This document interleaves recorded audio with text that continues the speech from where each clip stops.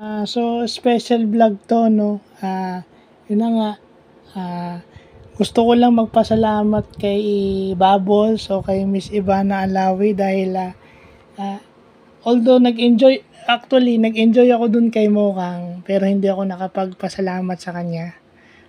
Nalampasan ko yon, pero ngayon, dahil ikaw na yung nag-sign off sa Batang Quiapo, ah gusto ko lang sabihin na nag-enjoy ako sa karakter mo.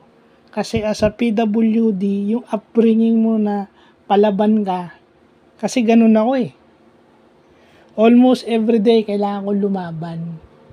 Di ba? Although si Mokang is, kasi meron siyang guidance ng parents. Yung karakter mong si Bubbles parang wala. So doon ako mas nakaka-relate. And then on a personal note, para kasing sa inyo po ako natutong mag-vlog. Although yung mga vlog nyo medyo may pagka-personal, minsan may pagka-sexy ng konti. Pero okay lang kasi pinapakita lang doon yung totoong kayo na wala kayong bina-violate na rules. Kasama pa yung family nyo. So, yun. Nung nagsisimula akong mag-vlog, parang yun ang natutunan ko sa inyo. So, Bubbles, good luck on your future projects. Sana makatulong ka pa sa maraming tao.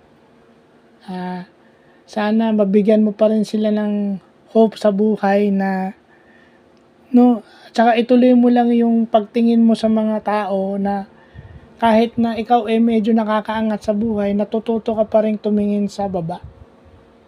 So, sana ipagpatuloy mo lang yan at sana yung career mo mag-blossom pa.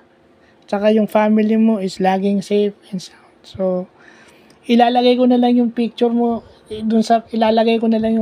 saying thank you to you. So, yun lang po.